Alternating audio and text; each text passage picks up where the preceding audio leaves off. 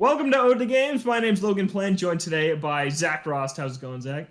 That was a lot of energy, and I didn't expect for you to start with me, so now I'm a little thrown off, but it's going good. Yeah, I'm sorry. I didn't mean to throw you off your game. We're also joined by Okay. Kevin Valine. How's it going, Kev? That was a normal amount of energy. Also, I Are you went thrown second, off so your I was game? prepared.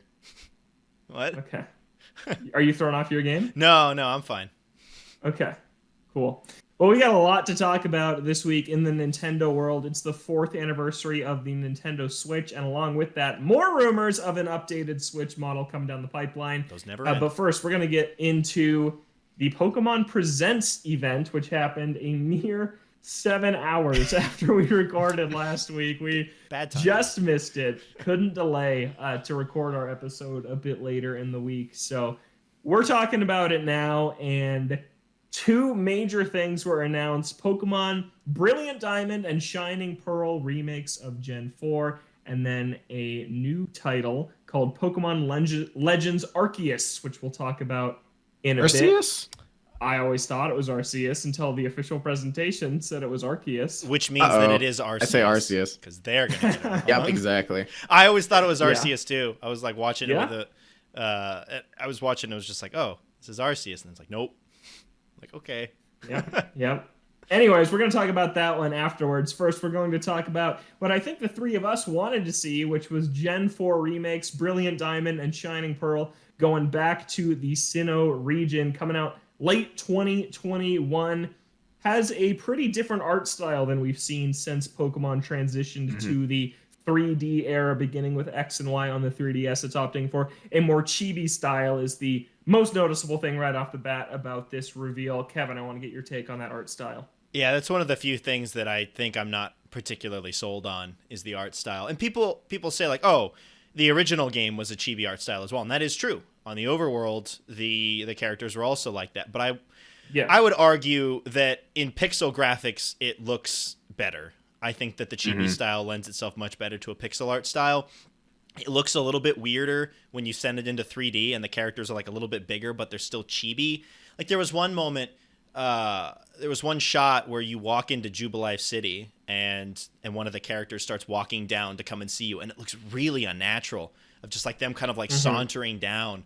I'm not really sold on that because I also think that when you get into battles and it shows the full like character portrait and everything, it looks great. I think it looks really good.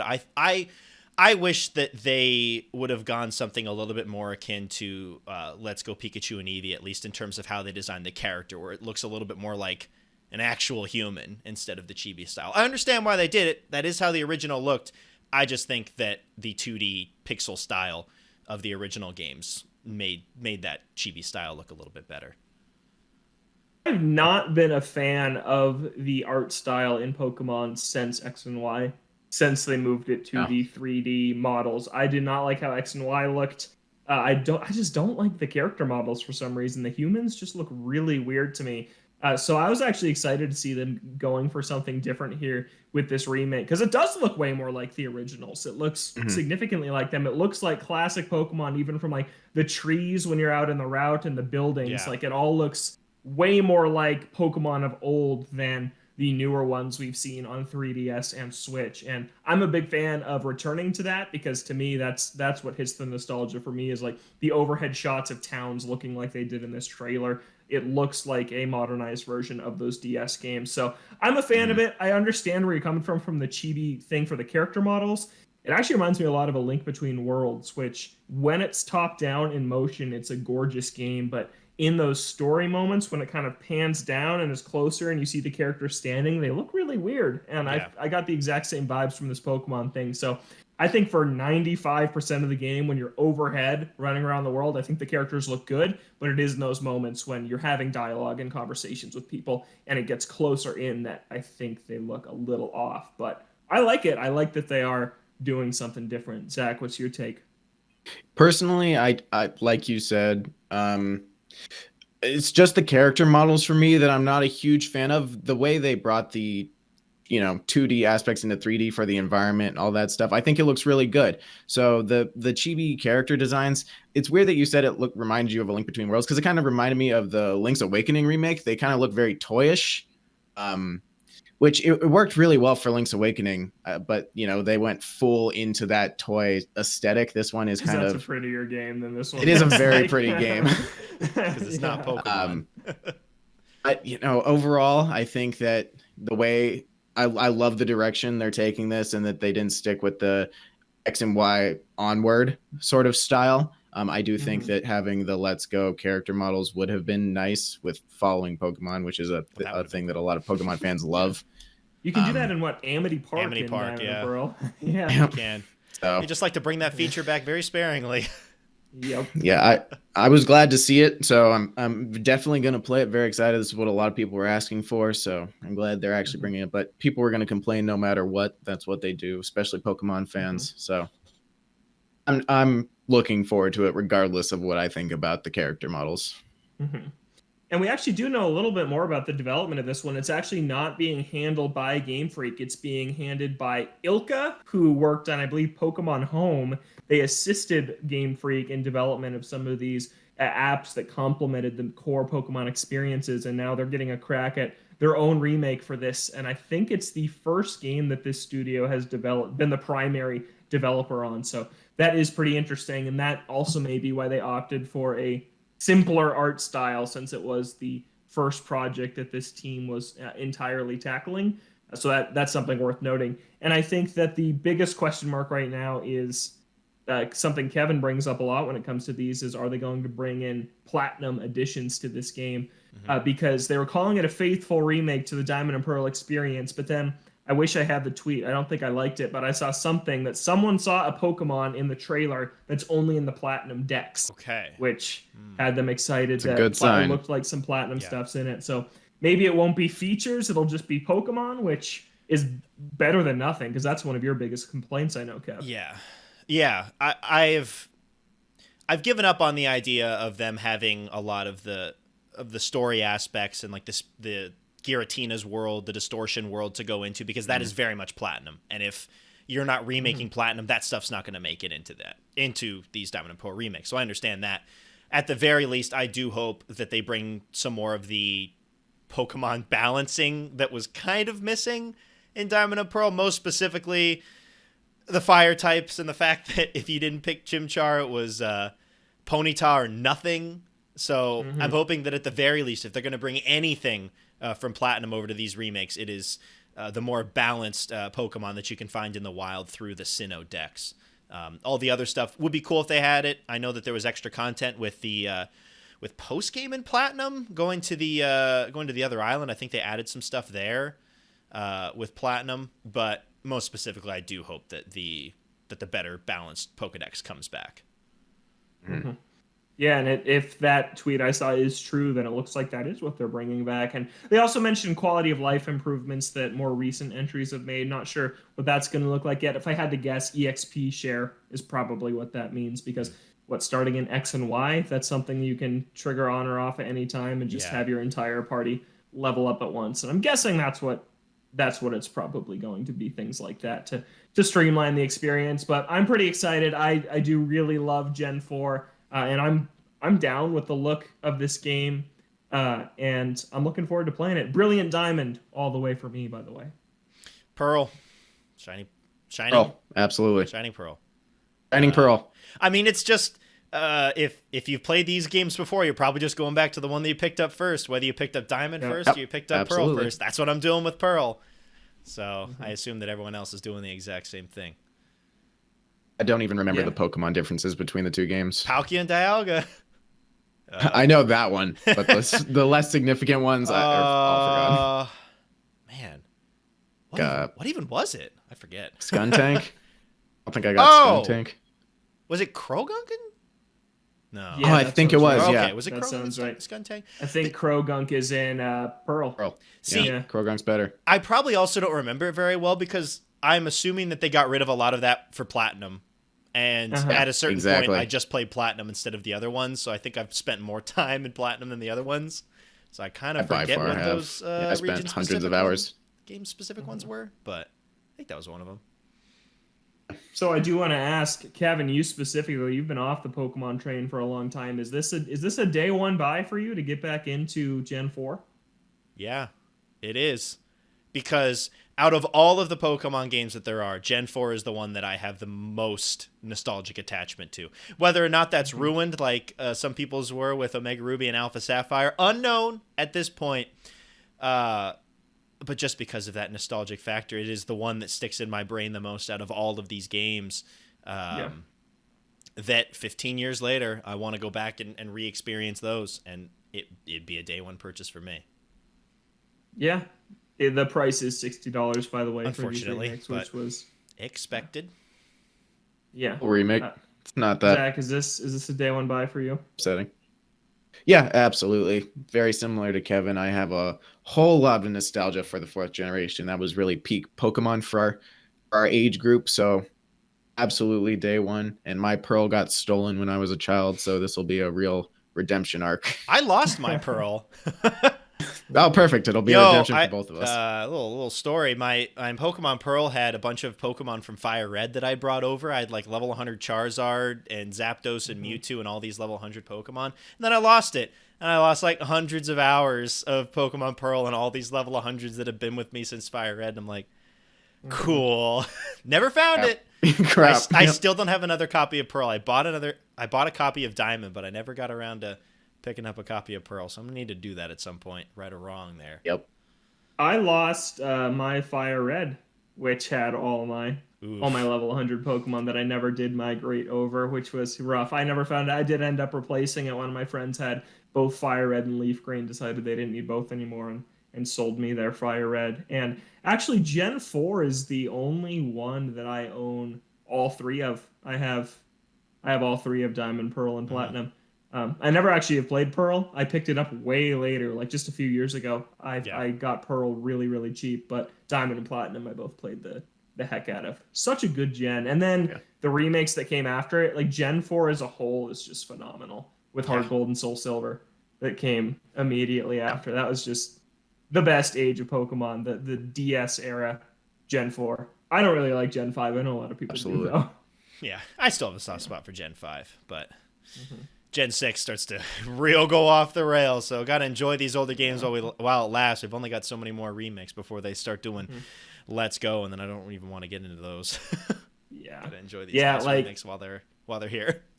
If the next thing is Let's Go Johto, which it very well could be, if that comes down sometime down the line, it's like, I would just rather go play Heart Gold on my DS than go and play whatever that's going to be. Specifically for Gen 2, there's no way to beat Heart Gold and Soul Silver. Those are arguably the best Pokemon games that have ever come out. Like there's just no chance of any remake stacking up to those, especially if you go Let's Go. So yeah, I got to enjoy this while it's here. I am very much looking forward to this later this year. Yeah. And next year, we have to look forward to the game that Game Freak actually is working on, and that's Pokemon Legends Arceus, which is a open world Pokemon adventure. It's set in the Sinnoh region, like 1,000 years ago or something like that, and it's about completing the first Pokedex. It seemed like more of an emphasis on catching. There is still battling, but there's a town in the middle of the map, and then you kind of venture off into an open world with trees that look much better than Sword and Shield's trees, which was a big point of contention when those games came out. They did not and you can duck in the grass and throw Pokeballs at wild Pokemon you see roaming about to either trigger a battle or just try and catch them right off the spot. And that's pretty much the extent of what we know. You can dive. You can do a little dive roll thing. You can do it. Yeah, combat roll. Not sure what purpose that's going to serve exactly yet, but maybe to dodge the Pokemon. It means Pokemon will be attacking the player. I guess that's what that means. Yeah, you start with one of 3 starters, which was a minor disappointment for me. Is that it's still a grass, a fire, and a water type? It's like, come on, just break random all the which ones. Just really go out there. But yeah, it's from 3 separate gens. You have Cyndaquil from Gen 2, and then you have Rowlet from Gen 7, and then is Oshawott, right? From Gen 5. From Gen 5 is the other one. So, open world Pokemon, this is what people have been asking for. Zach, what did you think of this reveal?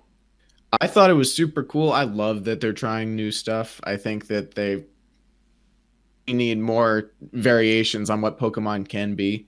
I know I saw a lot of people being like, oh, this is just Breath of the Wild, Breath of the Wild. Everything that comes out nowadays is just Breath of the Wild. But Pokemon has so many opportunities in this game to make it its own thing, and I know we don't know a lot, but I'm very excited to see what it could be. And I'm excited to try it out when it comes out next year, and then I'm gonna play Let's Go Johto after that. I can play that. Yeah, I'll be here before I think it looks very good. Yeah, I love that it was it's a really exciting messing with reveal. the timeline. It's throwing it way into the past, new stuff. First Pokedex.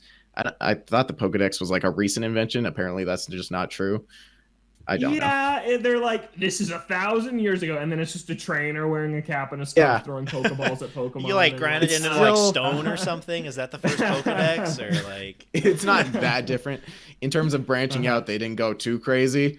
They are still relying on a lot of those tropes, like the Pokedex, the catching, and the 3 starters. But hopefully, it's the start of something fantastic. Kev.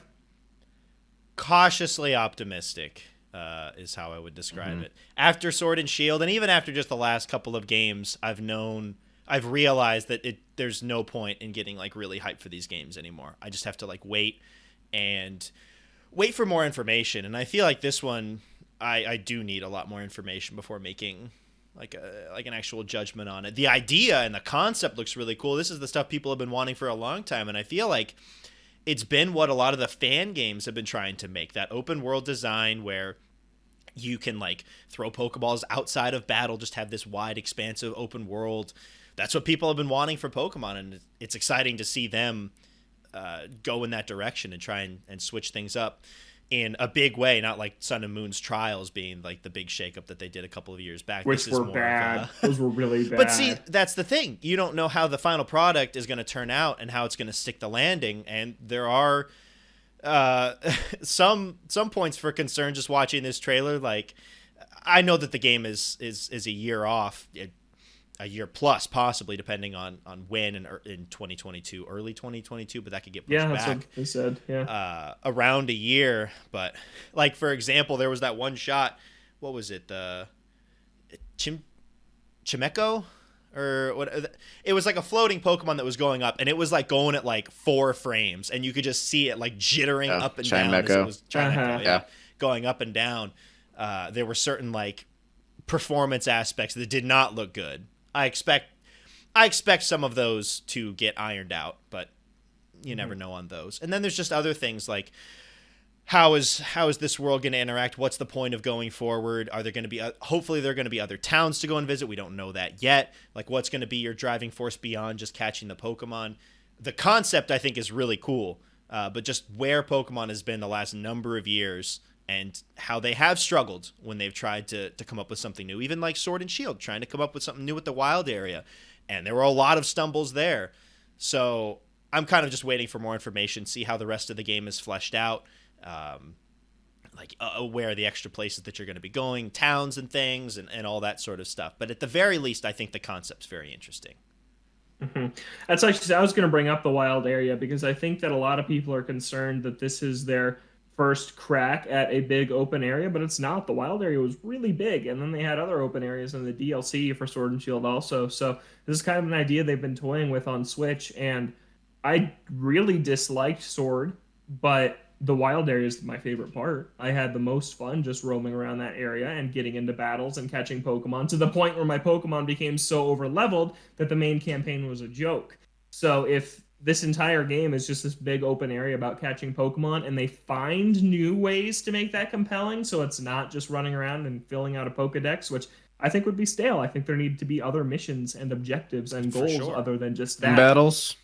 But if they get it right, I think it'll be really good. And if they don't get it quite right, I hope they don't abandon the idea and go back to what Pokemon's always been. I hope the Legends series is a new offshoot of the main series of Pokemon that continues if this game has some good ideas, which I'm sure it will. So I'm looking forward to it a lot. I think that, the performance issues are a small concern, but this game is at least a year away, so I don't think it's that much to be worried about.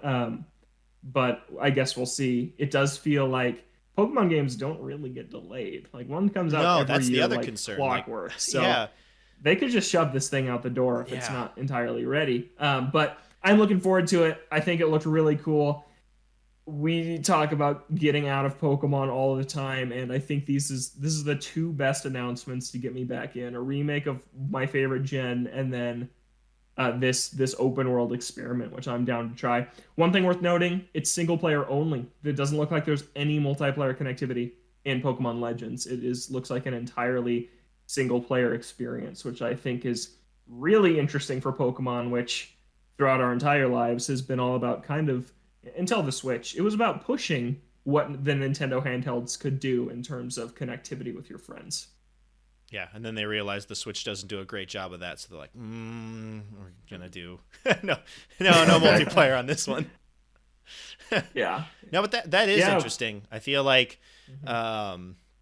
a lot of what's keeping Sword and Shield around is like the shiny hunting for all these people and like trading all these Pokemon around and doing all these other battles. So I wonder what if there's no multiplayer, what kind of a staying power it's going to have. Whether or not the game is really good, if it'll be able to like stay in people's minds, or if that'll go away. I wonder.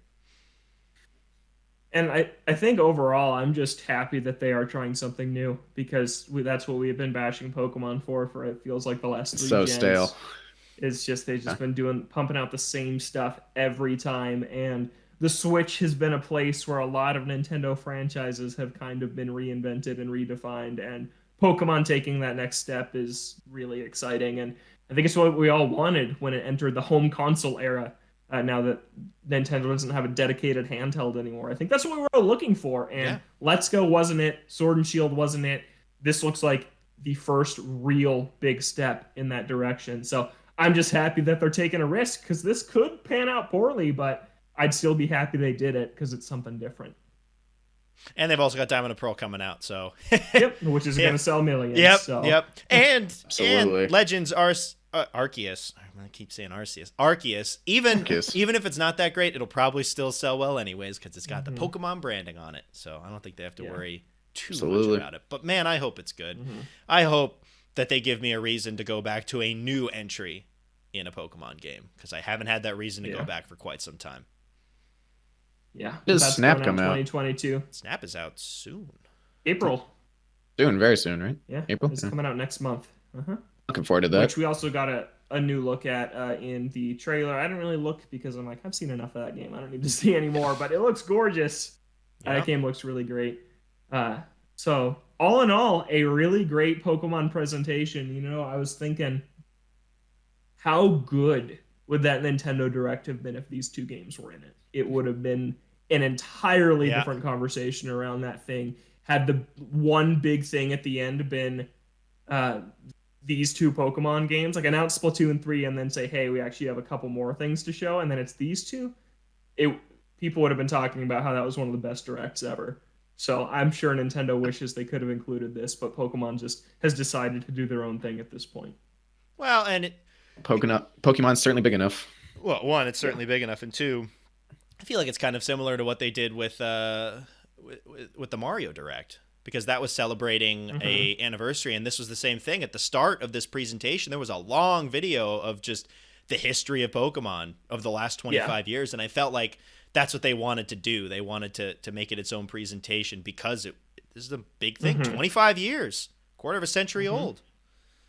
Yeah. Which is terrifying. Yeah. Because so are we. Did you guys watch it live? Kind of.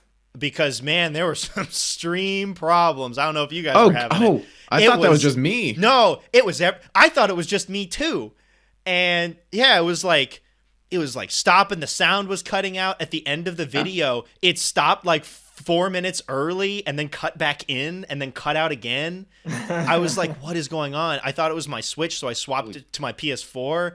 And that also didn't work. And I'm like, what is going on? Is it my internet? And then I look up later and everyone was just like, yeah, that great stuff in there, but the video did not work out very well. Because they were doing it as, what is it, the YouTube premiere thing? Yeah. Instead of just posting the video when it goes live or whatever. So, word to the wise, don't ever do that again, because video performance live was pretty poor. But that's how Nintendo Directs always are, and I've never had an issue watching those. And that's how State of Plays are, too. That's how all these things are, so you can't scrub to the end and see what's announced. Don't know what they screwed up with here, because it was a mess for pretty much everybody that I've seen. Yeah. Interesting little But there. it was a good presentation. Looking forward to. I'm more excited for Legends just to see what that turns into. Not necessarily more excited to pick it up, but just to follow that game's story over the next year until it comes out. I'm not having huge expectations because Pokemon's not known for being the most ambitious, but it looks like we're trying with this one. So I'm looking forward to seeing how that one does. Do you guys know who you're starting with out of those 3 random picks? I like all of them. I like. Honestly, I do. Okay, I just don't like Oshawott, Cyndaquil, and Rowlet. I don't like Oshawott either. Oshawott was my starter in Gen 5, I believe. I didn't really, because we had the other firefighting type, and I was so fatigued on that. Or Tepig. It was Tepig, right? Where I was just like, there's no I love way Tepig. that I was using another firefighting. That was the 3rd straight gen. I was like, I'm sick of this. And then what was? Didn't use it in the previous 2. I did not like Snivy at all. Snivy. I like Snivy. He's cute. Snivy, whatever. Yeah, so Oshawott was my favorite out of those. But like, I liked Cyndaquil a lot. Cyndaquil and Totodile from Gen 2 were my picks. Yeah. And then Rowlet was my pick for the last gen that I played. It was Sun and Moon. Did you finish Sun? I have to go Rowlet. Yeah. I finished it. I put it down for like a year and then went back and finished. I'm like, okay, cool. That's what I did. I put it down for like 3 years. I put it down for a very long time. Yeah. I'm pretty sure I finished it. Did not leave much of an impression on me. I can't tell you too much of what happened in there. But yeah, I think the starter picks that they made were pretty solid. Pretty good. Yeah, it's pretty random though. Just like, how do they not capitalize on everyone's Kanto nostalgia and like throw Bulbasaur in there or something? Like, I thought they would have done something like that. Okay, my logic behind it, and I only got this for 2 out of 3, is because Oshawott turns into a samurai, and Rowlet turns into an archer. Don't know why they chose Cyndaquil. Typhlosion, ancient Japanese fire. It's like, just like traditional Japanese, fighters. It makes sense. I mean, it is for some of them. Obviously, there's a big nostalgia for Generation 1, but I feel like they're going to have to start figuring out soon that people got nostalgia for a lot of the gens, not necessarily just Gen 1. People have a ton of nostalgia for Gen 2. We were just talking about how much nostalgia we have for Gen 4. Like, it's like Mario recently with how they're like, hey, the 3D Mario games also have a sense of nostalgia to them for a lot of people. I think we're going to be seeing a lot more nostalgia catered to a wider portion of Pokemon audiences, because they got a lot of gens to pick from that people are nostalgia towards. Or even Pokemon Snap is capitalizing on nostalgia from a different underutilized brand in the series. So, yeah, they're definitely branching out with it. But I'm probably gonna go with Cyndaquil. I love Rowlet. I think it's cute, but Cyndaquil was my heart gold guy, so I'm probably gonna stick with that. Who are you guys' starters for Gen 4? Piplup all the way. Piplup. Okay. Yep. Turtwig. Okay, good. Turtwig. Couldn't remember his name. I autoed to Torterra. I love Torterra though. Torterra's cool. Piplup was my original pick, and then I'm like, I really don't like Empoleon. So I do like Empoleon. I swapped it. I like penguins. So penguins are I cool. think Piplup's the only water starter I've ever picked. Really? I don't think I've ever picked on my first run through. Absolute Totodile. Original starters. No, Mudkip. Mudkip is 110% my starter from Generation 3 every time. Trico's my favorite Pokemon of all time. I love Trico. Wow. All right. Yeah. Mudkip's the boy though. You're not the only person I know who loves Mudkip. Evolutions like the most. What? I like them the love most. Second evolutions in the starters. It's weird because they're always so awkward. Cool. Yeah, they are. I think there's a lot of really cool second evolutions. Like, I think Grovyle is really cool. Combuskin, like, ew. Combuskin just looks like Blaziken, just not as good. Yeah. And Mudkip was the same way. Marshtomp looks weird. Yeah, but Grovyle's cool. Cooler than Sceptile. Wow, that's pretty cool. I always thought Sceptile kind of looked like a grandma.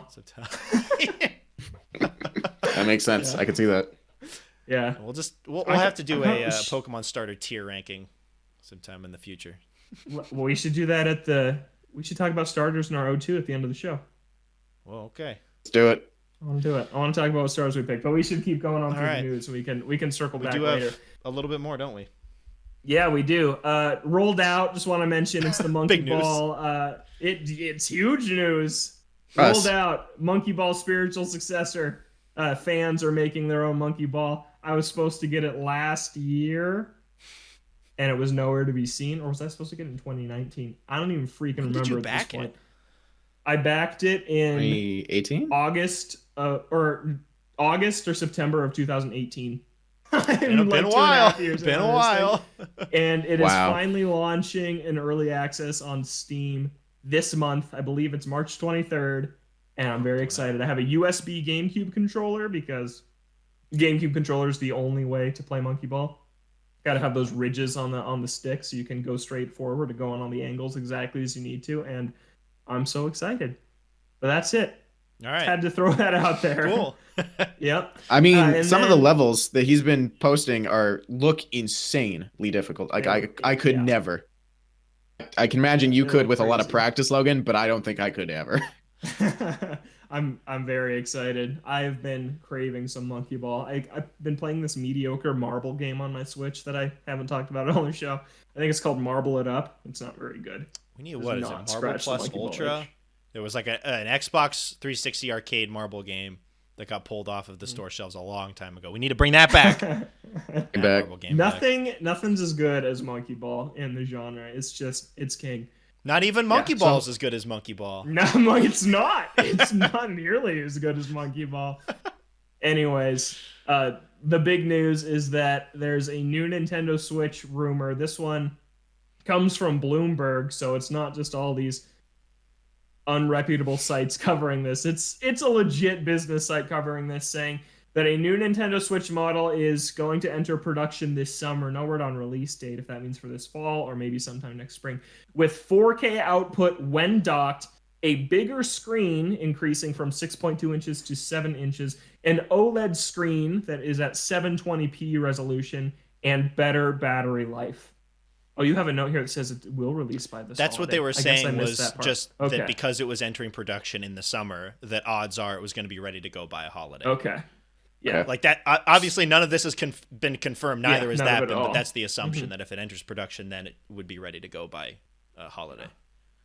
And for starters, I saw a few mock-ups of what a 7-inch screen would look like, and it would basically be almost the entire size of your current Switch. The Switch has really thick bezels around it right now, so it's just kind of expanding that to have really thin parts of that front face that's not actually the screen, which to me says all your Joy-Con are going to work on this thing. You don't have to invest in new ones, which they had to. I think they were kind of stuck with that, or Yeah. it would have been ridiculous. So that's the rumor. This seems like the most realistic one we've had of a upgraded Switch model. Kev, what do you think of the specs that we've heard? Looks good. This is about as good as we could expect. No one was expecting this thing to do 4K handheld or anything, and I don't necessarily think you need 1080p on the handheld side because the screen is small enough where I think you can get away with 720p as long as it looks crisp, and it really does. I haven't had too many issues with the 720p screen that's already there. It's more so in terms of handheld. It's not the resolution that gets me for a lot of these. It's performance. So if it can perform a lot better in handheld and also have the ability to output somehow, some way to 4K in on docked, I think that's perfect. Having a bigger screen and better battery life is just extra on top of that. I think that where we're at in the Switch's life 4 years in, it's time for something like this. We're entering the second half of the console's life, so I think it's the perfect time for a console revision like this, especially with big games coming out pretty soon, most notably Breath of the Wild 2.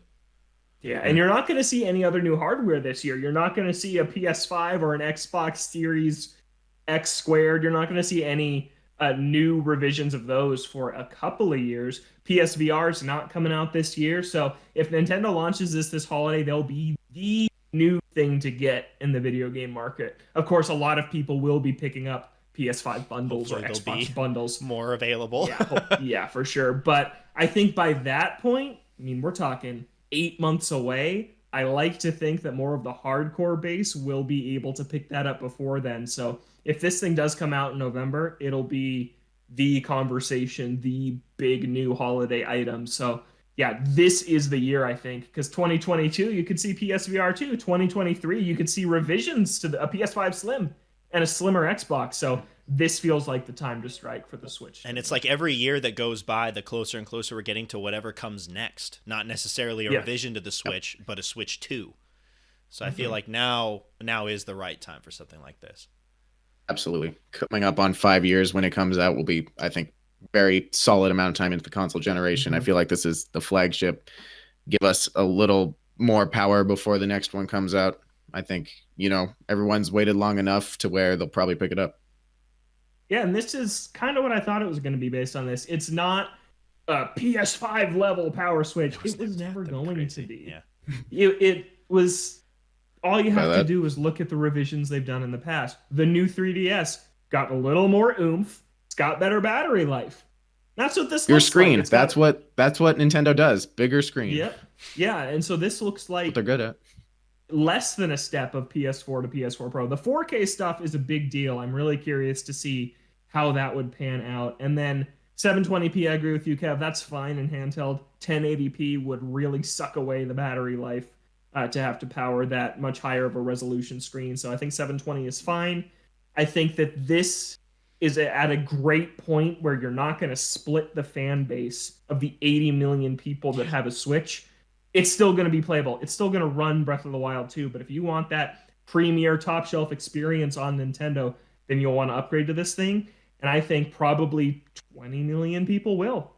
I will, for sure. And I think that most of the hardcore Nintendo fans, everyone that bought a Wii U will upgrade to this Switch, because that's the Nintendo Legion that just buys whatever console they release. So there's 15 million of these sold, which alone is probably worth it. Yeah. There's going to be a lot of people, especially with Breath of the Wild 2 coming out. It's like, hey, you want to play this in whatever version of 4K they get it running in, obviously upscaled in some way, but hey, you want to see Breath of the Wild 2 in 4K? I'm sure that there's several million people that just want that. And then the OLED screen in handheld mode is nice too. That will look bright and crisp. Like the Vita screen is still gorgeous, and that machine is 10 years old. So I think that's a big upgrade to the current Switch display. So yeah, I was very happy with this news. I saw a lot of people disappointed in 720p in handheld, but I think that we always knew that on the TV was where you were going to get the upgraded experience if Nintendo did revise the Switch. So that just makes sense. And yeah, I don't know if Breath of the Wild 2 is coming this year. It still might, but to pair Breath of the Wild 2 with the upgraded console, just like they launched the Switch with the original, that'd just be a perfect move. And come on, give me a nice Zelda Special Edition, and I'll buy that thing day one.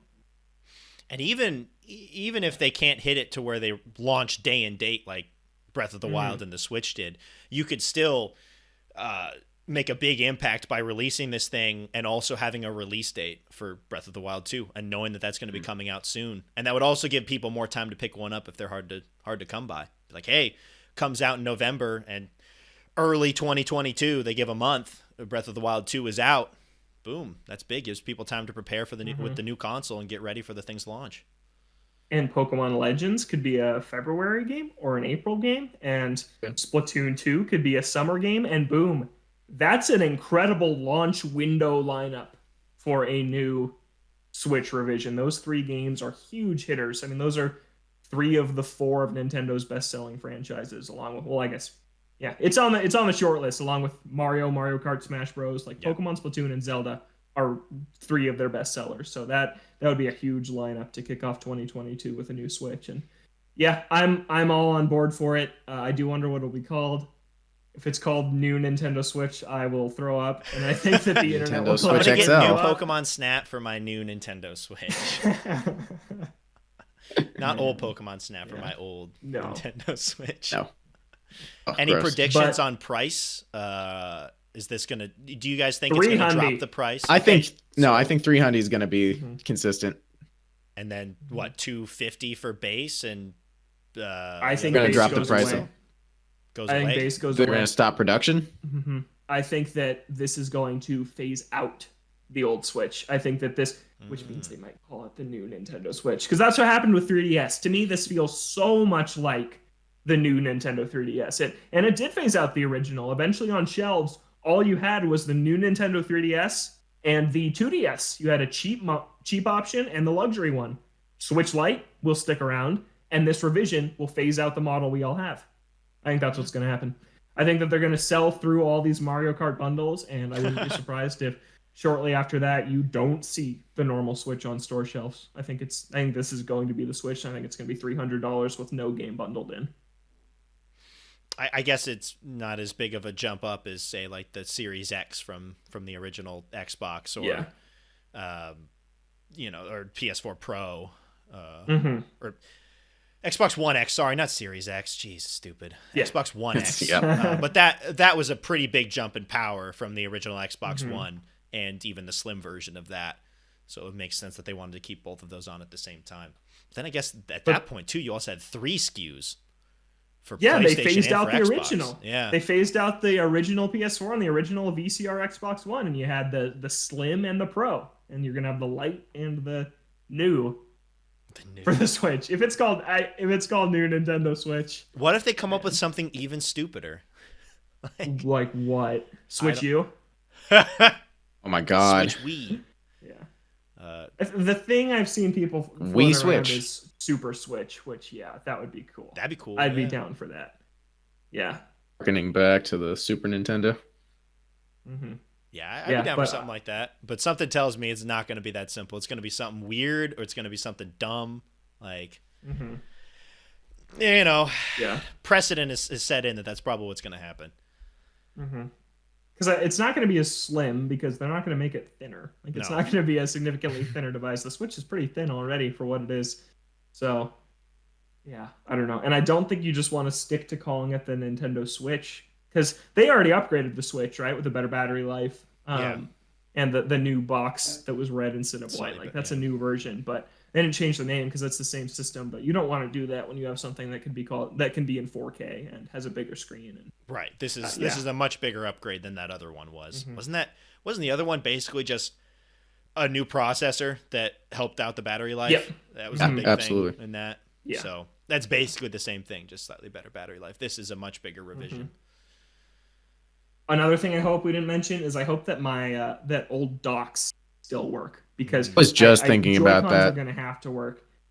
I would assume that it's going to be the same dock. I think. You think they're going to have an option where you can just buy the console without the dock? So your prediction was that the screen is just going to fill out the actual active screen is going to fill out more of that tablet that we already have. Yeah. They get rid of the border. I'd be worried about mine. I'd be worried about my dock, because the way it is now with how it's set up, the plastic on the inside still kind of scratches the Switch a little bit, but it puts a little bit onto that bezel, so it doesn't matter. But if I put this new Switch in where that's the actual screen, I feel like there's a chance it could scratch the active screen using the older docks. Yeah. I don't know if you guys have had the same issue as mine. Like, it's not noticeable, but I think that's because the screen isn't actually active on that part. I can't imagine how it looks exactly. I feel like the screen is a little bit active because it has like those ridges, right? I feel like the screen doesn't overlap with those at all. Not really. It's close, but I feel like most of the scuffs that I see are on that non-active sides on the left and right. But if we're talking about that if you're watching the video version of the podcast, it's on the right and left sides, those black bars. I see a little bit of scratching from the dock. Do you have your dock within arm's reach, Zach? Yeah. Grab it. I want to show it to the camera. Sorry to our audio listeners. Come hop on YouTube. OG Games. But I know a lot of people have multiple docks in their homes. So that's tough to see. Yeah. So it's on the front side, I believe. There's two like protruding plastic things. Yeah. Okay. So right, yeah, those. You can see them, a little bit of ridges on the sides. Yeah. That's a good point. So what else? Do you think they would just make the Switch wider? I don't know.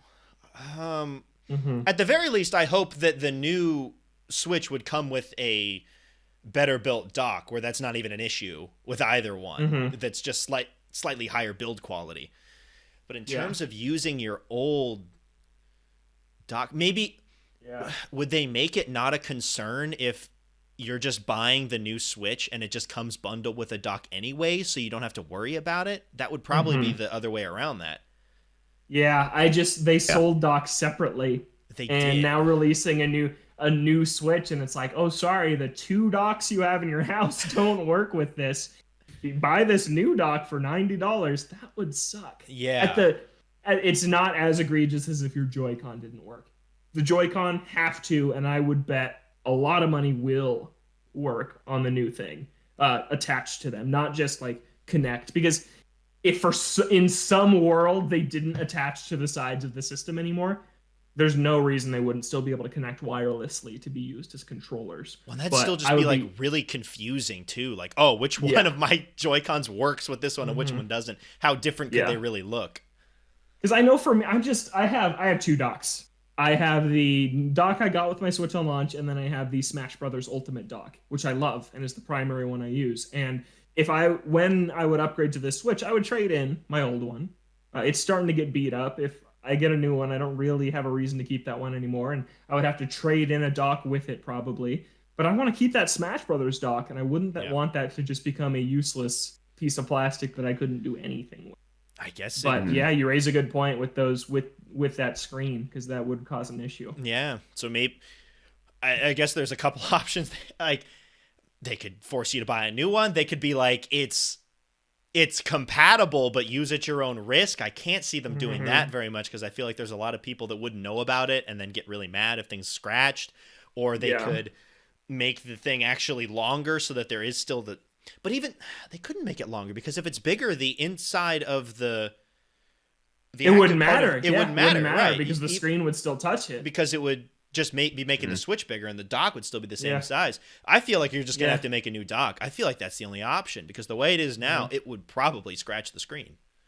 Yeah, that's a good point. I hadn't thought about that, but that is rough for the people, because it's probably the most hardcore of fans who would be upgrading that also have multiple docks. Right, yeah. Like special myself. Editions and things for other parts of the house. I think that might just be a rough part of the transition, but if the Joy-Con don't work, I'll be baffled, because there's so many types of Joy-Con they try to get people to buy, and I'd be just shocked if they didn't work. See, the dock, it's not as many people have multiple docks, and if it comes bundled, then that's fine. But I think it'd be way more confusing with the controllers of trying to figure out which one's compatible and which one's not.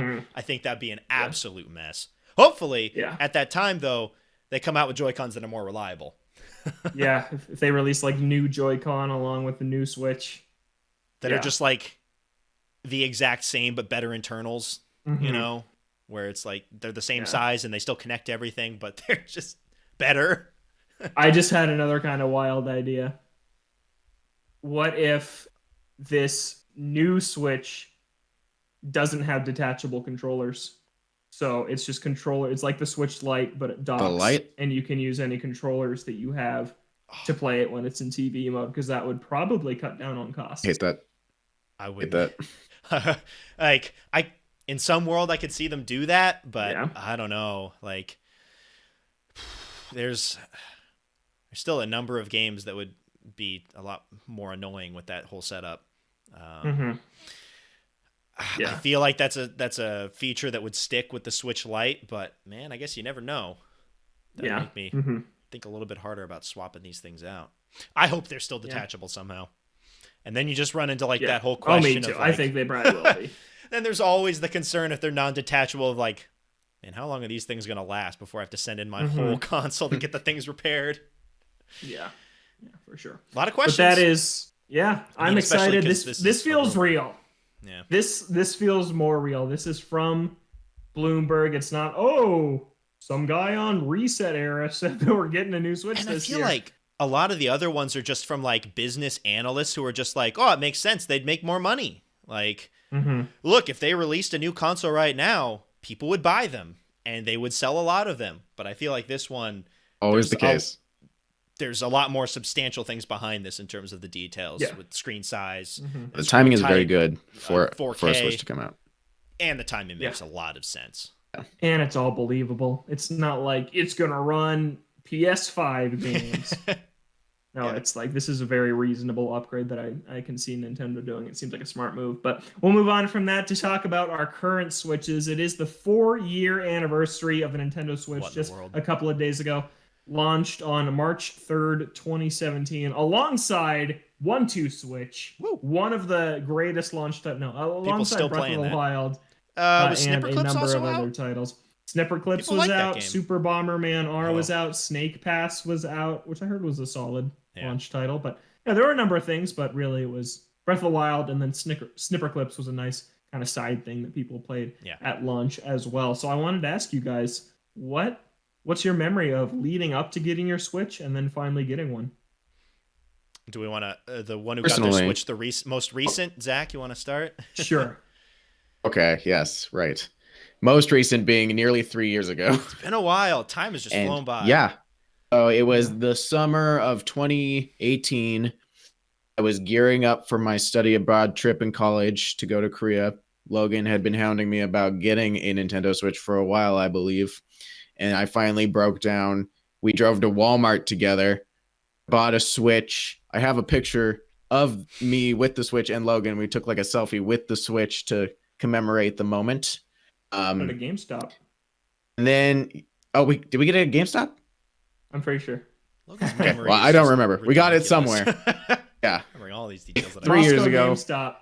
Mhm. We got the Switch somewhere. I have the picture of the Switch, but we took the picture in my apartment. So it was, and then after that, I had one game, and I took it to Korea with me. And then I had the chance to play with you guys while I was in Korea. So thank goodness for the portableness of the Switch. Yeah. Definitely what I needed at the time. Wasn't able to take a PlayStation with me, so it was very good timing for when I picked it up. It had been out for a year, which is usually the amount of time it takes for me to actually get a console after it comes out. So it made a lot of sense. Absolutely love the purchase. Don't regret it. Staring at that Switch right now. Could use a Pro. Sure, why not? It's been a while, but I love this Switch. I love it a lot. Phenomenal console. Yeah, it's becoming one of my favorites of all time for sure. It's great.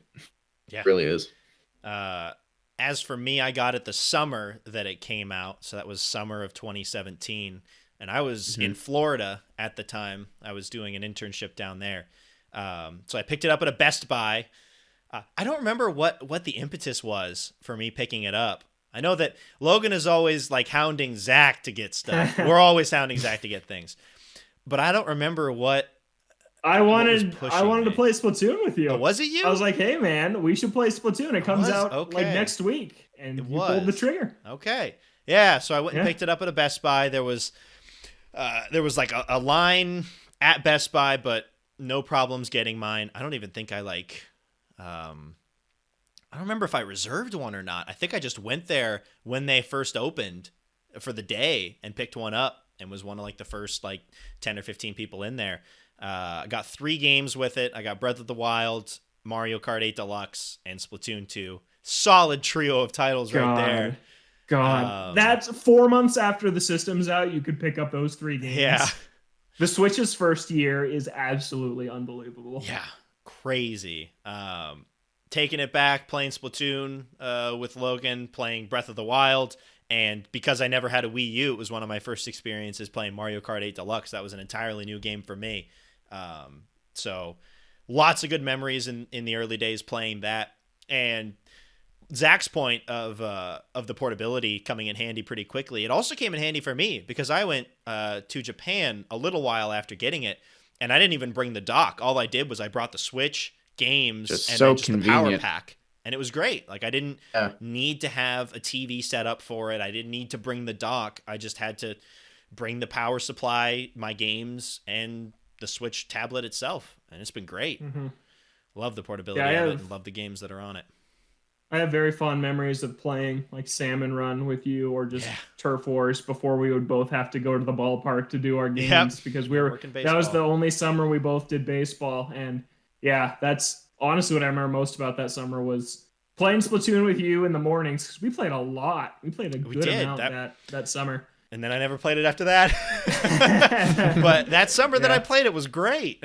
Yeah, it's a great game, and just Salmon Run was a fresh mode at the time, not a part of the first game. And that was just a ton of fun. The shark that pops out of the ink, I remember always being really terrifying in that mode, killing us. Yeah, good times with that game. I got my Switch on launch day on March 3rd. I had just trudged through the Wii U era. You guys did not. You guys did not trudge through that era. Like, I remember thinking back to those times, and I wasn't even like on the PS4 Xbox One train. I was still rolling with my 360, but I knew that the PS4 and the Xbox One were around. Gonna be honest, Nintendo was just like a nothing entity for those years if it wasn't 3DS. Like, I had no concept of what they were doing on their consoles. Like, they were just gone for me personally. Yeah, and the light at the end of the tunnel. So this anniversary is also Breath of the Wild's anniversary, so I've been really nostalgic for that game lately. The light at the end of the tunnel of the Wii U era was Zelda Wii U, is what we called it for years. Just looking forward to this game that was promising to be the next step for Zelda and a reinvention of the series, and it was just so mysterious for so long. And then the NX, if you guys remember, was the code name for the Switch, and just the NX. And then when Nintendo announced, oh, we're delaying Zelda Wii U and it's coming to NX and it's coming in 2017, I was like, man, it's not even going to be remembered as a Wii U title, which in hindsight is great because it sold like 25 million copies worldwide, which is more than Wii U's exist.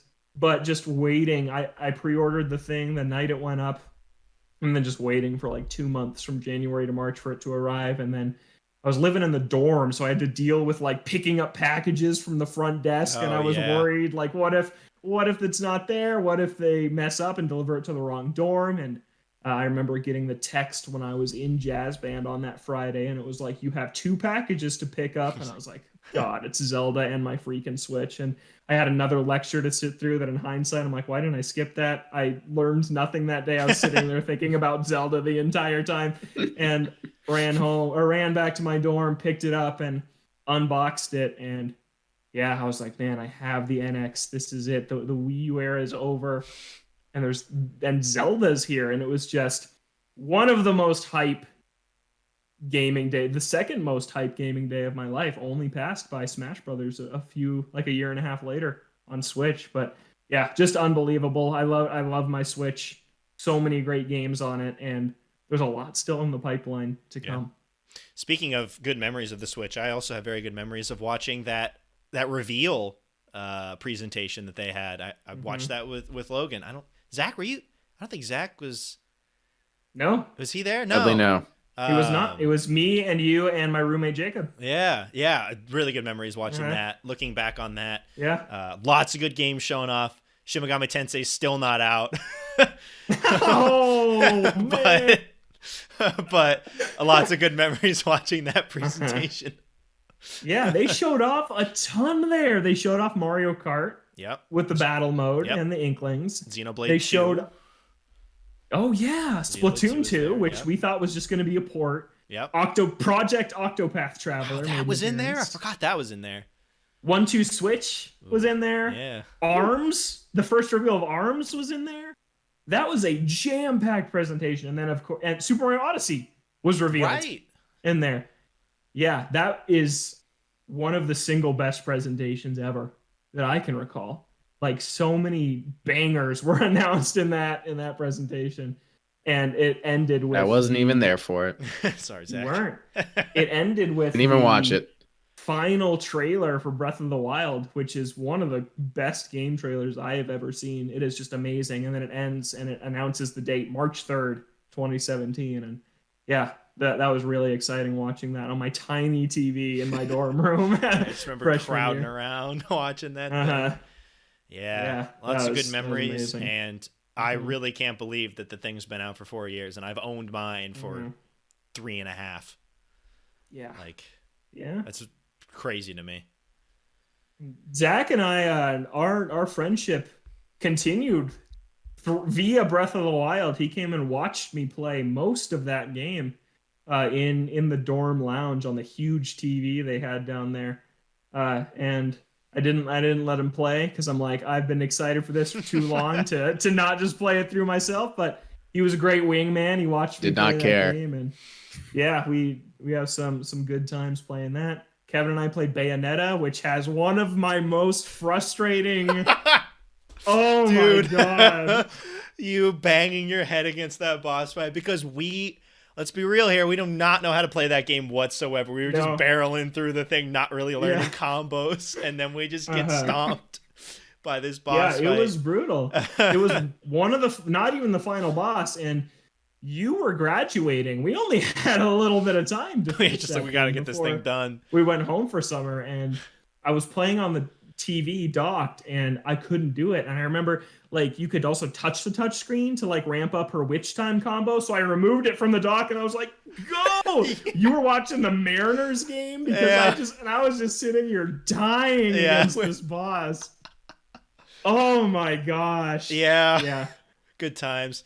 Picking up Mario Odyssey at Walmart, having to fight through legions of people to get that. The whole one other guy that was there to pick it up, and the guy at the counter who was just like, "You here to pick up Mario Kart?" Yeah, you want the Mario Kart 8 Deluxe? Yeah, no, Mario Odyssey. He's like, "Oh, Mario Kart?" Yeah. Yeah, lots of good memories of the Switch. Both now playing it by myself, and a lot of memories with you guys of playing games or going to pick things up, or a lot of good memories. I remember playing Golf Story and being like, "Yo, Kevin, you need to play this game." Yeah. I remember you telling me, like, "All right, I'll get to it when I get my Switch." I think that was what it was, and I was like, boom, got my Switch, picked it up. I'm like, oh my god, this game's great. Yeah. And here we are. I pester both of you about playing stuff.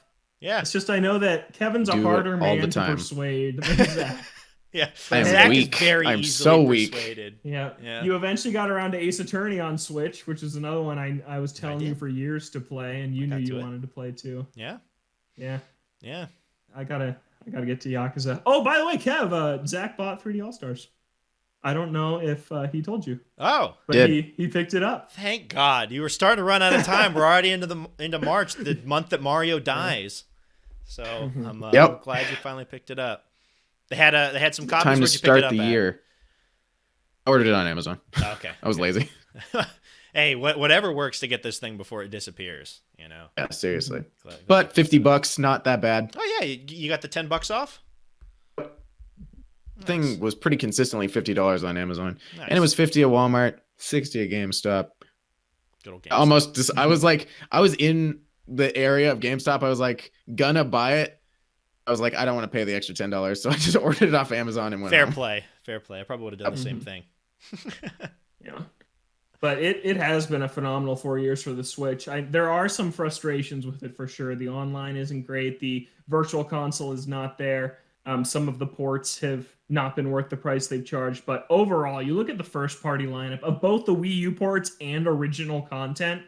By the end of this thing, I think there's no doubt this is going to be the best library Nintendo's ever had on a console. It has the best Smash Brothers, the best Mario Kart, the most ambitious and most would say best Zelda game, and so Animal Crossing. Animal Crossing's there. You could say the same thing about Mario. One Animal Crossing game. Mario Odyssey. Yeah, the best Mario. Forgot to mention that. The best Mario, the most ambitious Fire Emblem. Like so many fantastic first-party. A million indie titles. Yeah. It's the place to play indie video games. Yeah, it's the perfect console to play indie games. I see indie games that are like that I see on sale on PlayStation. I'm like, all right, make a mental note of that, and I'll pick them up on Switch when they're on sale. All of my indies, if it's not on PC because that's the only place they're on, I'm getting it on Switch. Yeah, for sure. And just excited to see what Nintendo has left in store. I feel like they were hit pretty hard development-wise by the pandemic, and also I wouldn't be surprised if I remember their output on Wii U was really slow at the start because it was their first time developing in HD. Now they're developing for 4K presumably with this rumor, so I wouldn't be surprised if that might be why you've seen a slower trickle of first-party games as well. But 2022, 2021, and beyond could bring some really cool stuff. I mean, we know Breath of the Wild's still coming, which is going to be huge, and presumably Metroid and Bayonetta and still waiting on the ton of stuff is still going to be in the pipeline. So, yeah, I'm excited. I'm excited for the next 4 years of Switch because I think it's just going to keep going strong. I don't think it's going to peter off and get exhausted like the Wii felt at this point in its life. Yeah, well, in the Wii, if we're talking about like extra power, that it never really got it either. Like No. the Wii was underpowered throughout its entire life. Like Yeah, the for sure. only From start console to revisions that they did made that console worse. So removing GameCube, removing internet. yeah. All right, what are we gonna do to sell more of these consoles? Let's Got remove Wii Motion Plus at features some point, that right? people like. We did get Wii Motion Plus, but Got a little box to make it more accurate. yeah, and then they just put them into the Wii remotes. But I was so off of the Wii train that I never ever had one of those. I just had the little squares to put on the bottom. Yeah, I don't. I think this will be a completely different situation. We got on for a very long time about the Switch. It deserves it, though. It's a fantastic machine. We should probably rush through what we've been playing next. Yeah. Zach, want to send it in? Yeah. So, moving on into what we've been playing, we'll brush to it because we want to get to our Pokemon starters over the generations. But for me personally, last week I promised to beat a game because I apparently do that every podcast now. I promised to beat games, and I did beat a game. I beat one yesterday. It was a very short game, and it's going to be a surprise because I've never mentioned this, but it's a game called Mad Father. It's an indie game that got remade for the Switch back in November. So back in the early, this is backstory for, even though we're rushing through this, there were a bunch of RPG Maker horror games that came out in the early 2010s. They were very big on YouTube, and me and my friend group were big on all of them at the time. Mad Father was one of them. I played it back then. Found out recently that it got remade for the Switch. Very surprising for a game that came out like 9 years ago. And it was a Japanese RPG Maker horror game. They got like fan translated into English, and that was like the popular translation that everyone played. So I think that translation got ported to the Switch or remade because they updated all the sprites. It looks a lot better. It added a bunch of content, a separate playthrough, a new story, like 2 new playthroughs with new story included, different playable characters. A bunch of stuff got added. I thought that was really weird because I kind of forgot about this game. So it was really nice to see because it's a very nostalgic era of gaming for me. So to be able to play this game, super fun. I played it with a couple friends. They watched me go through it because they were also fans of the RPG horror genre. It's just a really good time and really surprising. And I hope they bring back more of those types of games in the future. I know To the Moon was also a part of that era, one of the ones that wasn't horror. Yeah, RPG Maker, early 2010s. So just a nostalgic era from high school. Love it a lot. So that was a fun thing to find. Only $8. Played it for like 5 hours. Was able to roll the credits on it 3 times.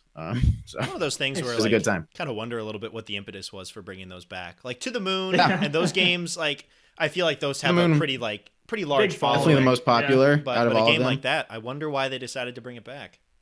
Yeah, and to remake it and add all this new content, especially so, it was very weird to see, because it is not the most polished game story wise or content wise. Well, I mean, RPG Maker games, you never know with those. It's a little bit of a crapshoot sometimes, but fun and nostalgic nonetheless. And the puzzles are actually pretty cool. So if you're a fan of the genre or if you played it a long time ago, definitely check it out because it's on sale right now for like $7.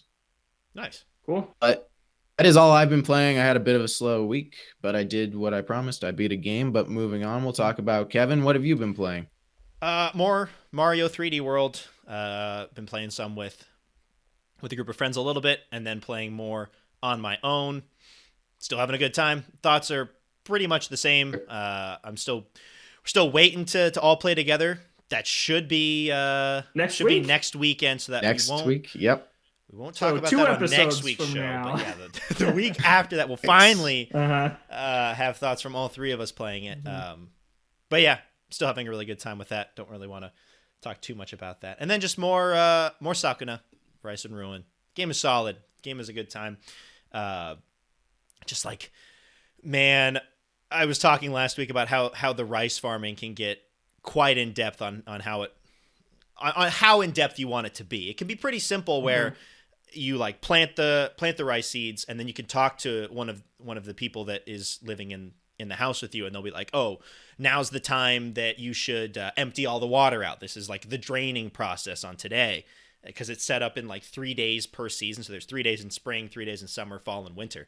And so he'll just like tell you ideally like what what you should be doing on each of the days. But then you can dive in and be like, what percentage of water do I need to have at this specific time? How much of like a type of fertilizer do I want to have that increases like different stats and things?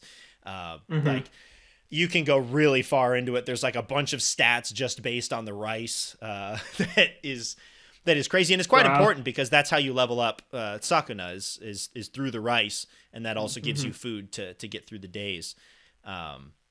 So that's been fun to figure more about that. Combat's been good. It's introducing more combos that makes it more free flowing. I wish it was a little bit quicker. And you have like a tether that you use for both platforming and for combat, which is a really cool idea. You can like tether up to the ceiling and you like lock onto that, you grapple up top, and then you can like do some more platforming with that. And you can also grapple onto enemies and either like throw them down with the tether or like swing around them and like attack them from behind. But it's not always accurate. It only goes in 8 directions. So it can either go like up, down, left, right, or in between those. So there have been times specifically on platforming where I'm just like trying to do this like jump and it'd be better to have it at a very specific angle to hit it up there, but you can only do it at the certain ones. And so that leads me to be like falling into spikes sometimes, which is a little bit weird. But I really like its use in combat. So I like that you can unlock combat upgrades and abilities, not just for your like regular attacks for your 1 or 2-handed weapons, but you can also upgrade it for your tether as well. So that gives it a lot more what is the word that I'm trying to say here? A lot more versatility in combat because you can use it in a bunch of different ways for both like attacking or for like debuffing your enemies. So despite the fact that it can be a little bit weird in platforming, I think that I do like it a lot in combat. Some of the boss fights have been pretty interesting. And I also like just the whole like aspect of cooking because it's very important. Cooking is the way that you can give yourself like healing buffs, like to heal throughout the day and that sort of thing. So it's very important to like gather up a bunch of ingredients and cook things. And it's always fun to like set out your meal. You've got like the drink and the side dish and the main dish and like all these other things. So it's nice to set out your meal for the next day. Not all of it works like really well, but I think overall I've been having a really good time with it. Nice. Yeah. And that's been about it. One other thing of note, we talked last week about how Ratchet and Clank was going to be free, and we were wondering, is if you have PS Plus, how that's going to work. You can just grab it from PlayStation Store, and you don't have to worry about it. It just like overrides the PS Plus, and you just own it. So okay, nice. For anyone who was worried about that, that's how that works. I picked that up the other day. Cool. Logan, anything from you? Yes, I have a couple things. I have a new thing to talk about. Okay. Pyra and Mithra dropped in Super Smash Bros. Ultimate yesterday, and I got to try them out a little bit. And also, real quick, some news on that. Monster Hunter Mii costumes and a Ghost and Goblins Mii costume are now available in Ultimate, which basically deconfirms the Monster Hunter as one of the final 2 DLC characters, which has been a very popular rumor floating around. So the final 2 spots are now wide open for grabs again. But anyways, Pyra and Mithra from Xenoblade Chronicles 2, they have a pretty cool new stage that's like flying through the clouds on the back of, I believe, where like Rex lives at the start of the game or something like that. Yeah, it's just like Guardian basically, and he does mining off of that. Yeah, I forget his name. I think he just calls him Gramps. Okay, yeah, that's what they called him in the presentation. Yeah. But yeah, they're pretty cool. So Pyra is way slower and hits way harder than Mithra, and she uses a lot of like fire-based attacks. And then Mithra is speedy and has these light-based attacks. It's also cool that Kevin is nodding and saying, yeah, he hasn't played them in Smash. He just knows from Xenoblade. Because that's how good Smash Brothers is. Anyways, the characters are really cool. I honestly haven't found a lot of great uses for Mithra. I feel like Pyra is the one to stick with because I played a little bit as her against Zack. She hits so hard. I would not be surprised if they tone it down in a future patch because, yeah, I got a knockout on Zack at like 40%. Whoa. Like it was low, and I did a fully charged forward smash attack, and they were just gone. But the stage is really cool. Gramps like turns his head left and right, which makes the stage smaller because he can't stand on his head anymore. Oh. So like sometimes if you're trying to recover to grab back onto like his forehead and he decides to turn his head, you can just miss and die. So it's a pretty cool stage. The music is good from what I've heard. I've never played Xenoblade 2, but Xenoblade the music is pretty good, whether you're playing the first I've one enjoyed or the second one. soundtrack. Yeah, and it's just really cool to have a character that you can swap back and forth between again. We have it with Pokemon Trainer, but they split up Zelda and Sheik in Smash 4 and didn't merge them back together for Ultimate. So it is cool to get that back, just swapping back and forth at will between two characters that do very different things. So yeah, it's a cool addition. I think it's one of my least favorite DLC options, both because I just have no connection to the game and just from a fighting style. They're not as unique as like Steve, who is just insane, or Hero, who has the command menu, or Min Min, who has the really extendable arms. They feel more like a base roster character than the kind of wild mechanics that the DLC has been introducing with almost everybody. So it's still good. It's a good addition to the pack, which has been pretty good so far, and looking forward to see who gets the last 2 slots here later this year.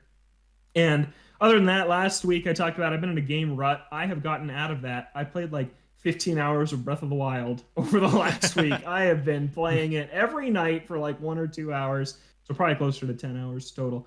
And I finally beat the Champions Ballad DLC, which was the second pack that released in December of 2017. And it was really, really good. I think that when I went to play it the first time, I was just a little bit fatigued because I played so much of that game the year it came out. And taking a really long break and coming back to it and finishing it, it was a pretty good DLC pack. They really make you use the stasis and the cryonis and the magnesis and all these interesting ways that you have to think pretty hard about. And it was just cool getting back into that puzzle mindset. And the final boss, which I was able to stay away from for the last 3.5 years, was probably the best boss in all of Breath of the Wild. It is such a cool fight. It's not another form of Ganon, which is all that you fight in the main game, basically, with a few exceptions. But it was a really awesome fight. And then you unlock the motorcycle, and I was just cruising around on that. And I think I'm going to keep doing side quests and shrines now that I have the motorcycle. It's a really fun way to explore Hyrule. So, yeah, getting back into Breath of the Wild has been weirdly the game that pulled me out of my funk, which I just got nostalgic for it when the anniversary approached, and I've been playing it. And yeah, it's brought me back to that original time playing it through 4 years ago now. So that might be what I just kind of mess around in for the next couple of weeks, because I'm going to be moving here pretty busy. So I'll probably just pick up and play that whenever I have some spare time. Sometimes you just need that stalwart, that game that you know you enjoyed before and you know you're going to enjoy again. When nothing new is really hitting right for you.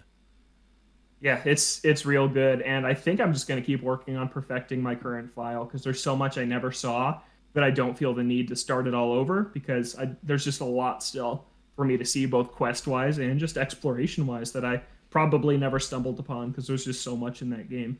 Yeah, I'm sure there's still a lot to discover. Yeah.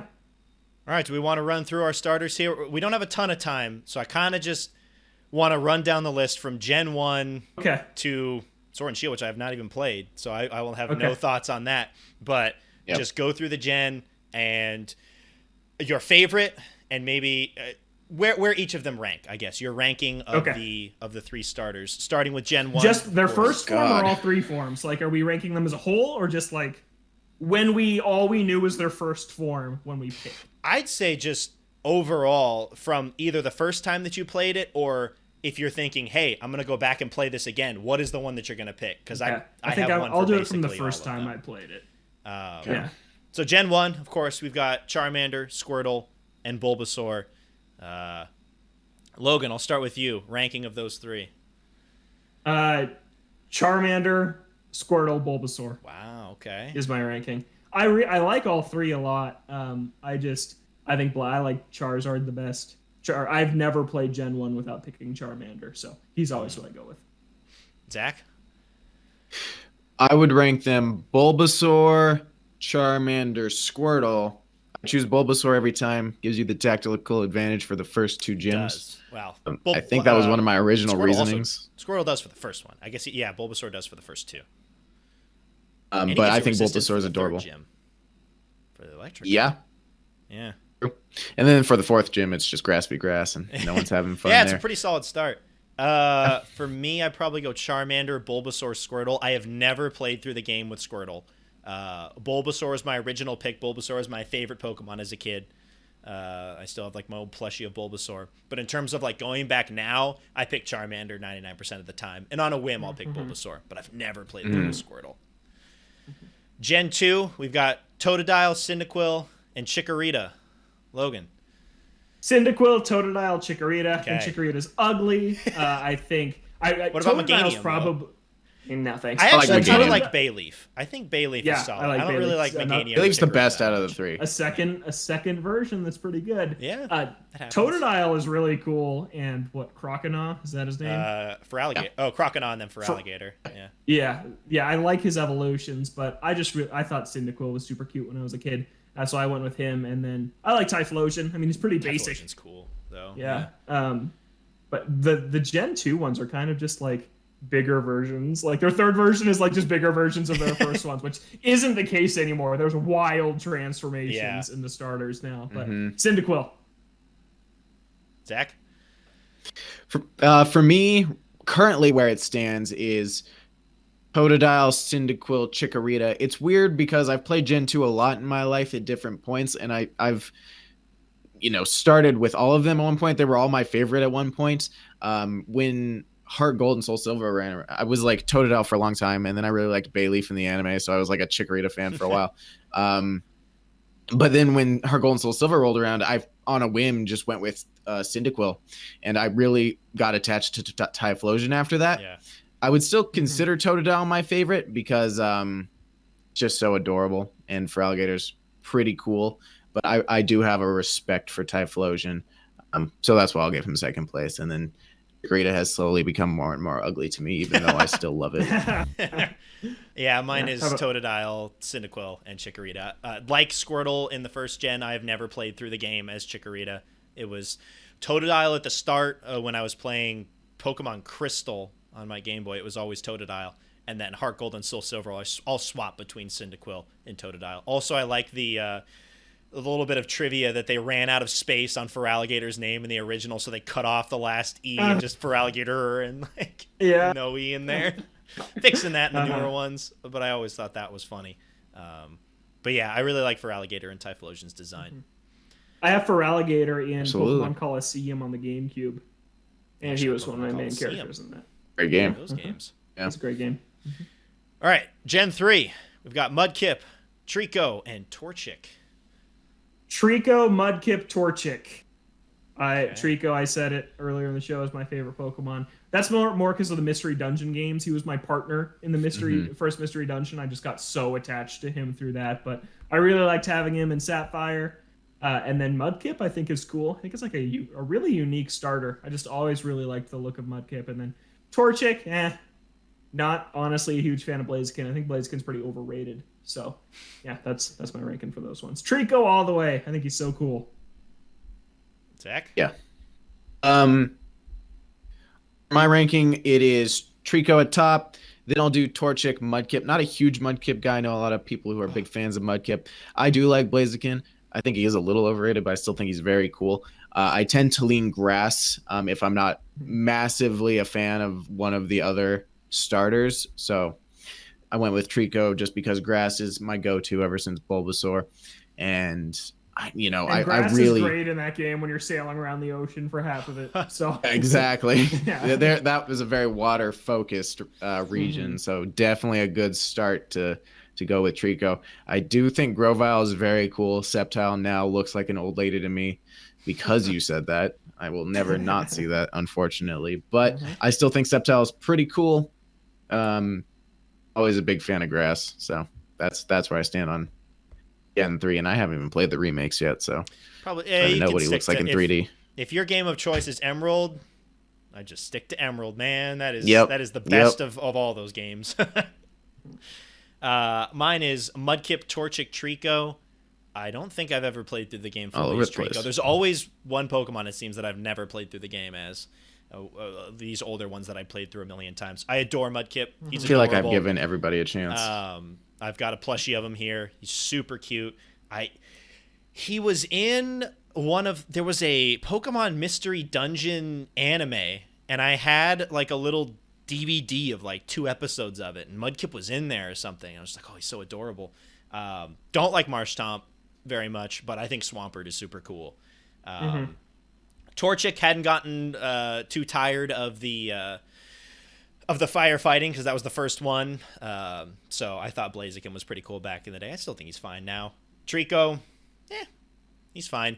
The thing I remember most about Trico is that because I picked Mudkip all the time, my rival always had Trico. Yeah. So there was that one fight, like after the second gym with his Grovyle, that was actually quite difficult.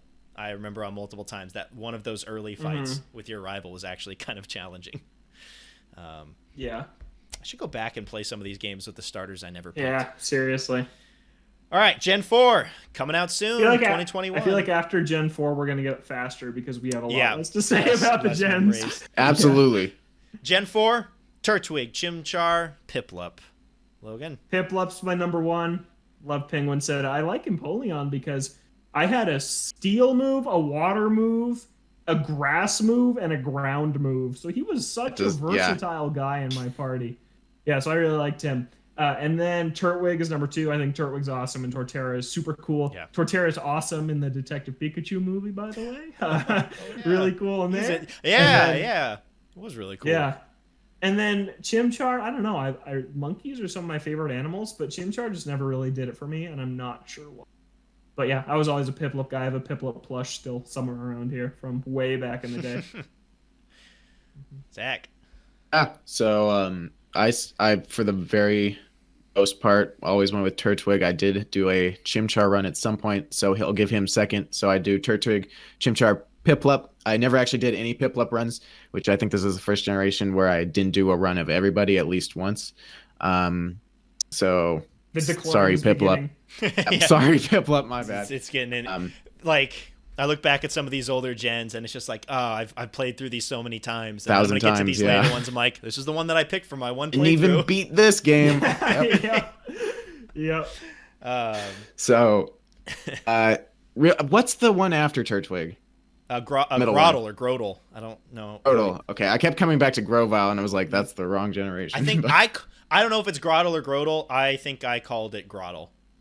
Say Groddle, I would say.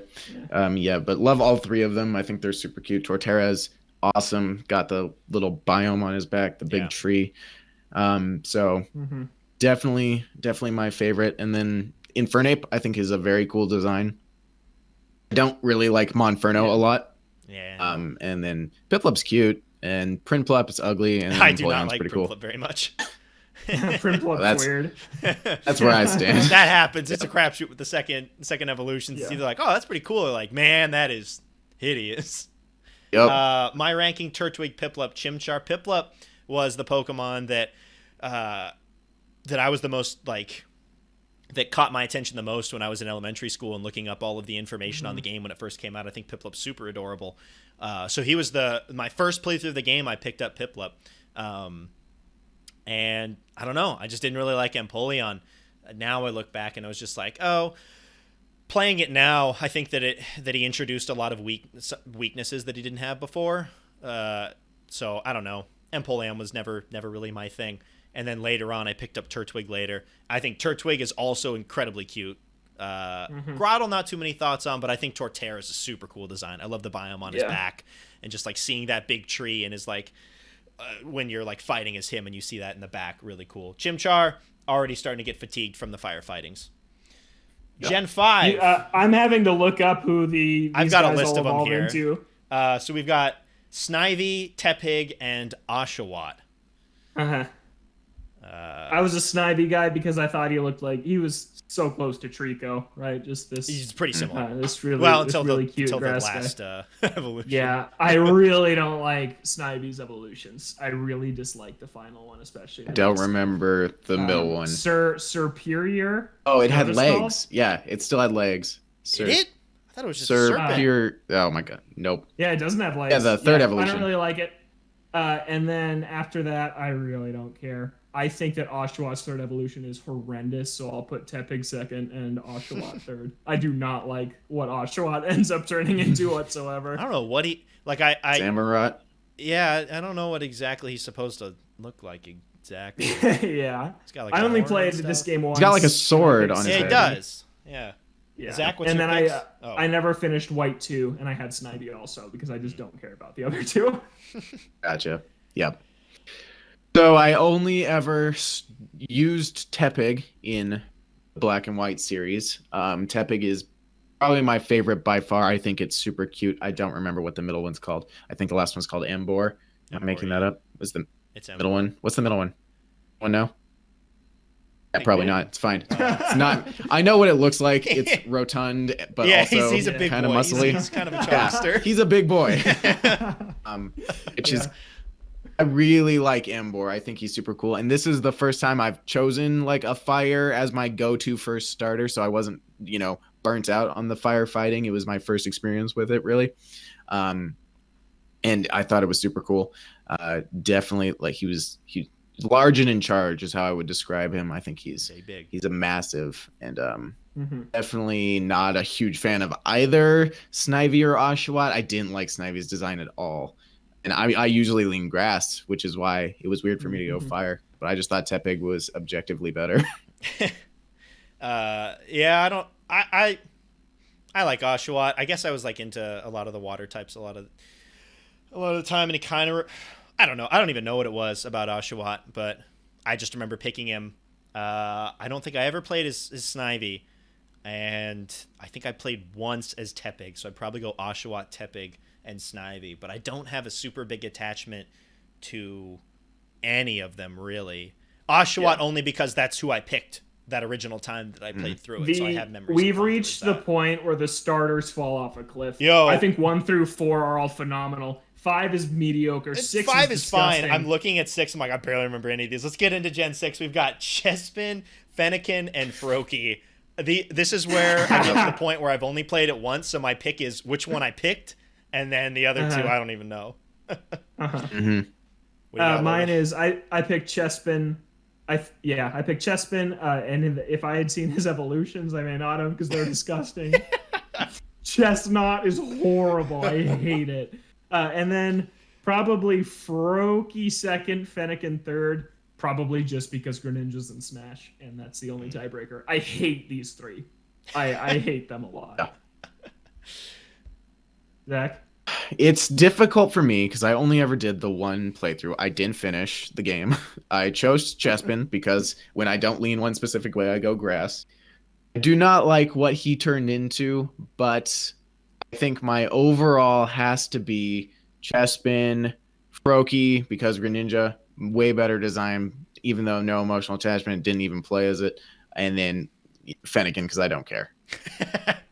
Just so much apathy. Yeah. It's like, whatever. For me, Froakie was the one that I picked, so I'll go with Froakie. Final Evolution, solid. Greninja's cool, I think. Cool enough in comparison to these other ones. I'll go Fennekin and then Chespin because I remember that I did not like Chespin's final design, and I have no thoughts on Fennekin. So Fennekin will get the pass over Chespin just because I actively don't like what Chespin turns into. All right, 2 more to go. We got Gen 7, Sun and Moon, Rowlet, Litten, Poplio. I think this is a big bounce back. I think these are good. I don't like Poplio, but I know he has his fans. My ranking is Rowlet far and away. Owls are my favorite type of animal, so to get an owl Rowlet's starter was adorable. awesome. Yeah, and then Litten, and then Poplio. Litten turns into Incineroar, who's also in Smash, and that's pretty cool. But Rowlet, he's so cute. He's got the bow tie leaf, and he's adorable. And then he evolves into Dartrix, who people often compared to like Miles Edgeworth, and would put him in like Ace Attorney images, which was really funny. He was and Grass then what's his Ghost too, right? Decidueye. Which was a Evolution. very cool type. Decidueye is the final one, and Art grass? Yeah, he becomes more of an archer, and he's really cool, really awesome third evolution. So I like all 3 stages of this. Rowlet's adorable. Second stage is fine, and then Decidueye is an awesome Pokemon. Zach. Ranking? Yeah. Is it in second? Litten second? What? What's your Oh ranking? yeah, that's my ranking. What's your Yeah, ranking? Litten second, Poplio third. Poplio third. Okay. Yeah. Okay. I don't like what Poplio for me- turns into. I don't like Yeah, Poplio by himself, anyways. Yeah, me neither. Also, not a big fan of Poplio. I do love Rowlet. I used Rowlet when I played through Sun. I think Owl's also one of my favorite animals. Very, very cute. Decidueye is a super cool archer. So I pretty much loved every aspect of it. I don't care about Litten or the second evolution, but Incineroar is in Smash, which does give him points. Another fire fighting type, I think, would make sense. But also very cool looking. I think Incineroar's got a pretty solid design. So I'll go Rowlet, Litten, Poplio, because I don't like Poplio. Okay. I picked Rowlet when the one time that I played through Pokemon Sun. I think Rowlet's adorable, and Decidueye has a really cool typing, and I think his design's pretty cool. I actively don't like Poplio, so Litten will swap in second. Rowlet, Litten, Poplio. This is the first time we've all agreed. Yeah. Yeah. All right, last generation. I haven't even played these games. We got Grookey, Scorbunny, and Sobble. Okay. Yeah. You guys played these Boy, games. oh boy. Solid picks here. I picked Grookey. I think he's pretty cute. Then he turns into a Drumpanzee, who is disgusting, and I hate him. And then he turns into Rillaboom, who's mediocre. I like Rillaboom. Just He's throwing my that out there. first. And then I would put Scorbunny second and Sobble third, but I don't care for either of them. I also don't really care for Grookey. My biggest Rillaboom memory is that in the credits, when Rillaboom's banging on a drum, you see like a mouse cursor from a computer go over the screen. Which is so funny. What? That's awesome. Is that true? Yeah, it's true. It's true. All right. Yeah, you see a mouse cursor just go over the credits and then go, oh, and then go out. It didn't fix it. They didn't redo it.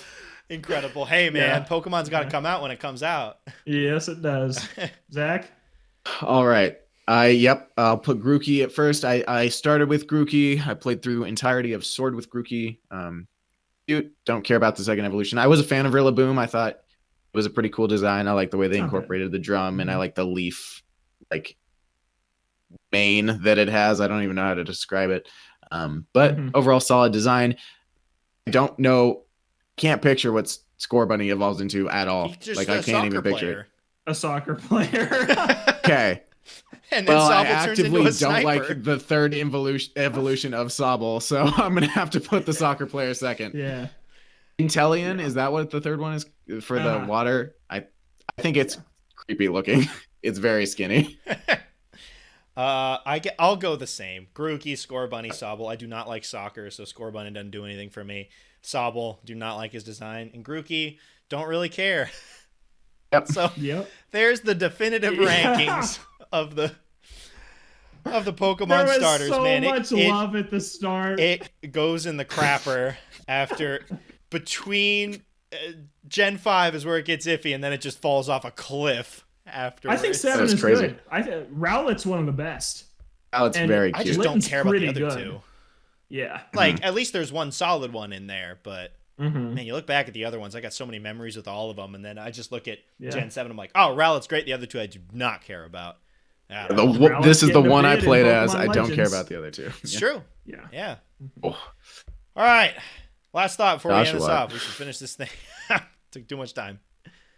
I'm excited for Gen 4. I'm excited for Legends, but boy, oh boy, has Pokemon been mediocre for about a decade for me.